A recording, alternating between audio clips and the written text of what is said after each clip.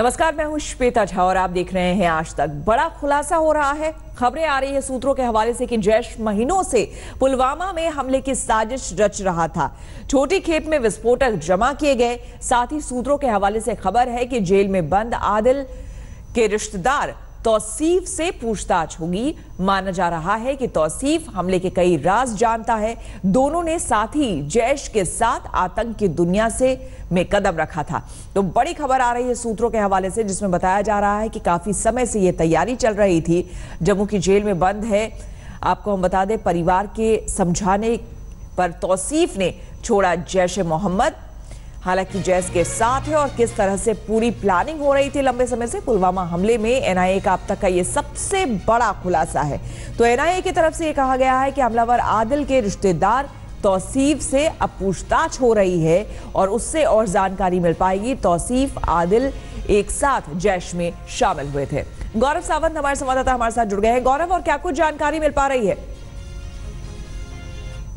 जो national investigation agency है श्वेता, उसने अपनी जांच को और तेज कर दिया है और इस समय आदिल का जो एक रिश्तेदार था तौसीफ और आदिल, नेशनल इन्वेस्टिगेशन एजेंसी में सूत्रों के मुताबिक दोनों ने एक ही साथ जैश-ए-मोहम्मद आतंकी संगठन में वो दोनों शामिल हुए थे। और उसके बाद तौसीफ से लगातार उसके माता पिता बात कर रहे थे और माता पिता की बात करने के बाद तौसीफ अपने घर वापस आ गया था सुरक्षा बलों के साथ बातचीत में। और उनके साथ बातचीत के बाद वो इस समय जम्मू की जेल में है। तो जम्मू की जेल में तौसीफ के साथ बातचीत की जा रही है, यह पता लगाने के लिए कि आखिर ये पूरी साजिश थी क्या, आखिर क्यों वो जैश-ए-मोहम्मद के आतंकी बने, कैसे बने, किसने उनको ट्रेनिंग दी, हथियारों की ट्रेनिंग कहां मिली, आईडी की क्या ट्रेनिंग उनके पास थी, और सबसे महत्वपूर्ण उनका रेडिकलाइजेशन कहां, वो इतने कट्टरपंथी कहां कैसे बन गए, तौसीफ कैसे वापस आ गए और ये क्यों नहीं आए।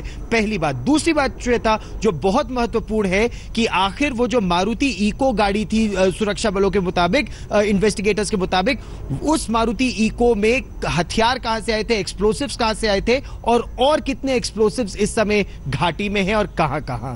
बिल्कुल गौरव, साथ ही ये भी जानने की कोशिश की जा रही होगी कि आखिर इतनी ज्यादा तादाद में क्या सीमा पार से आए थे और किस तरह से वहां पर इकट्ठा किया गया था। यह भी बहुत बड़ा सवाल है।